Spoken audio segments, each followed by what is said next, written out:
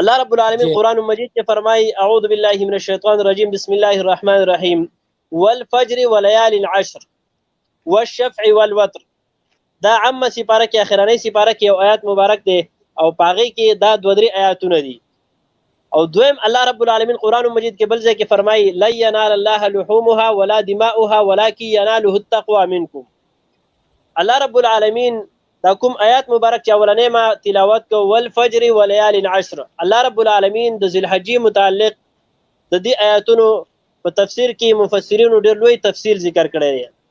الله رب العالمین فرمایي چې په تمام کال کې د ټولو نه بهترین شپې او ورځې هغه دا 10 شپې دي کومې چې د ذی الحجې دي، په کومې کې چې دا لویه فریضه د الله رب العالمین حکم حج ادا کیږي. الله رب العالمین فرمایي والفجر، زما دی قسمی په وخت د سحر باندې.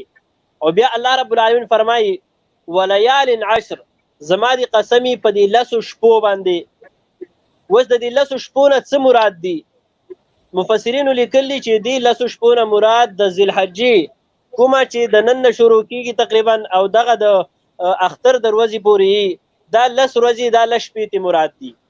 عبد الله ابن عباس رضی الله تعالی عنه فرمایي چې په دې 10 ورځو کې چې چا په کومه ورځ هم روژه ونیوله د یوې ورځې د روژې ثواب الله رب العالمین د یو کال د روژو ثواب ورکوي.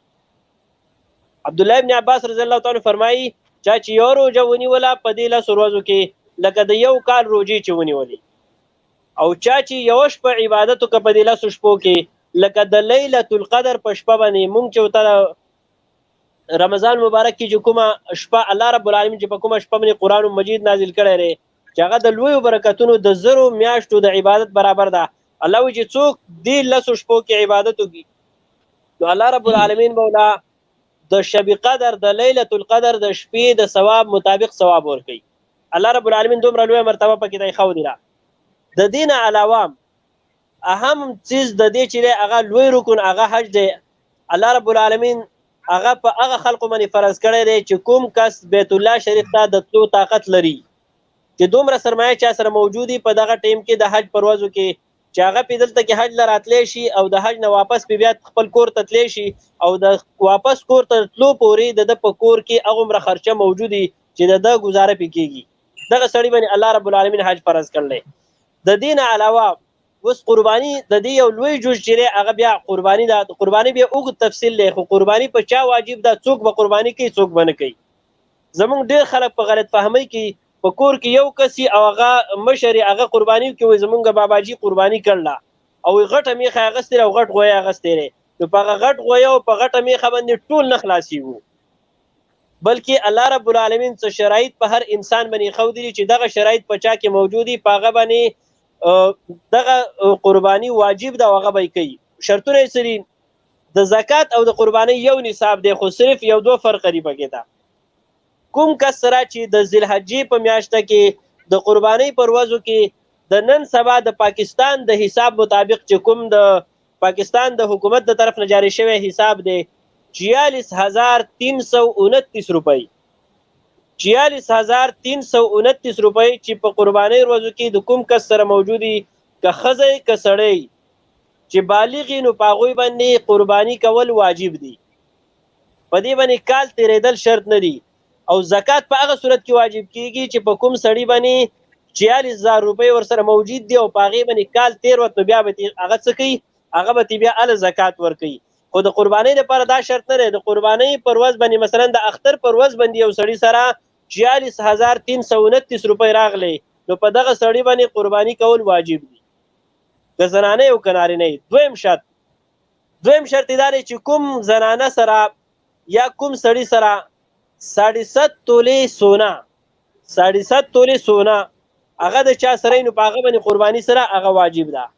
یا یو زنانه ده د هغې سره یا په یو سړي سره په کور کې 52 تولې چاندي سپین زر د چا سره نو په هغه باندې هم سره قربانی کول واجب دي. اوس یو سړی دی چې د هغه سره 1.5 تولې خو نشته دی، د هغه سره 1 توله سره زر دي، خو د 1 تولې سرو زرو سره د هغه سره 1000 روپۍ علاوه په جیب کې پرتې دي، 1000 روپۍ ورسره شته دی په دغه ټیم کې. نو د دغه تولې د حساب به راوستولی کېږي او د دې قیمت کومې پیسې چې د سره دي دې سره به جمع کېږي. نو نن سبا د 1 لک نه بره د هغې قیمت دی. نو په دغه صورت کې چې 1000 روپۍ د چا سره موجودي او 1 توله سونه سره، نو په هغه سړي باندې په هغه زنانه باندې هم قرباني کول واجب دي. اوس دغه شان سپین زر دي، د یو زنانه سره 2 تولې 3 تولې 4 تولې په دغه سپینو زرو باندې دغه نه واجبېږي چې 52 تولې سونه ورسره بیا پې واجبېږي. اوس یو زنانه د هغې سره هم 1 توله سونه دي، دا چاندي ده، نو د هغې هغه قیمت نه پوره کېږي. 52 تولې چې د هغې نه تقریبا د پاکستان په حساب باندې خو ښکته به رسي، خو د هغې نه تقریبا دغه 50,000 40,000 د 50,000 نه بره تقریبا جوړېږي. 1100 1050 په داسې باندې نن سبا توله ده تقریبا پاکستان کې. یو کس نه مې تپوس کوو، نو په دغه حساب باندې چې چا سره 52 تولې چاندي موجودې، نو په هغه زنانه او په هغه سړي باندې هم قرباني کول څه هغه واجب دي. اوس که یو سړی داسې دی چې هغه سره صرف لنډه خبره دا ده چې ډېر خلک دا وایي چې 52 تولې چاندي دغه خو اوس د چا سره عام څوک استعمال نه کوي، خو د سونو استعمال ډېر زیات دی. او که چا سره زیات نه وي نو 2 تولې 3 تولې 1 توله دا د هر چا سره وي. نو په دې صورت کې 52 دغه خو اوس نن سبا څوک استعمالوي نه، خو دې طرف ته چې کوم سره زر مونږ تاسو استعمالو او په حدیثو کې او په فقهاو چې کوم لیکلي چې 1.5 تولې، نو 1.5 تولې په هغه صورت کې دي چې د سره نورې پیسې وغیره نه وي. 1.5 تولې سر پوره شو نو بیا به په ده باندې څه قرباني واجبي.